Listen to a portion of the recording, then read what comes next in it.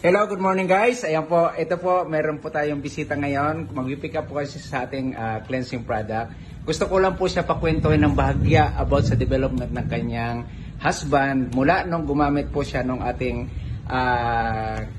sublingual barley. Kasi ngayon po, gamit po sila ng ating probiotic. Yan po, yan.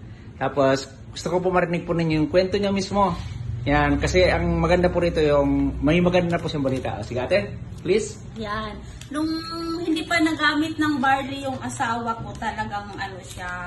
At sa ibang doktor, sinabi nga po na wala ng pag-asa dahil cancer na daw po talaga yung kidney, kung ano-anong sinasabi. So, nagpanik ako dahil yun nga ang pinakaano ko. Siyempre malungkot yun. Tapos, ayun nga, napunta ako dito, natuklasan ko to, una ito. Yes. Ito. Yung asawa ko, parang nabidridin siya saglit.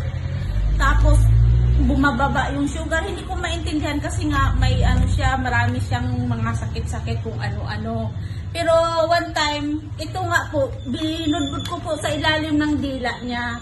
Tapos ano siya parang hindi makapagsalita. Hindi ko alam kung na mild stroke o na-stroke siya o inatake nung time na yon.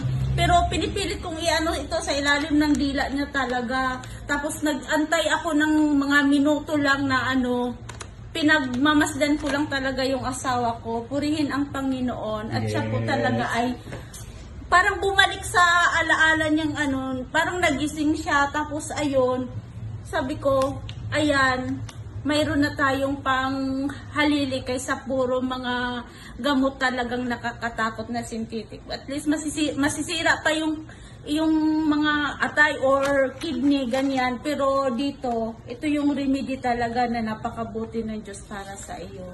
Ayun po. Amen. Grabe, no? The reasons kung bakit po mabilis ang effect sa kanya po ate is just because this is sublingual. So, ang ilalim kasi po ng ating dila, malalaki po kasi ang nerve, kumbaga entry nerve. So, para po siyang, ang kapares po niya is IV, intravenous, kumbaga, yung tatawag na intravenous. Ibig sabihin, injection sa ugat. Ganon siya kabilis. Wow, diyan po. So, congratulations po. Yes. And we're happy to see your dad. At ito, panibago ko na naman siyang gagamitin. Yes. Para po talaga, mapatunayan ko kung gaano kabuti ang Diyos sa paggamit ng itong mga product na ito. Amen. Abangan nyo na lang sa susunod. Alright. Congratulations po. Thank you.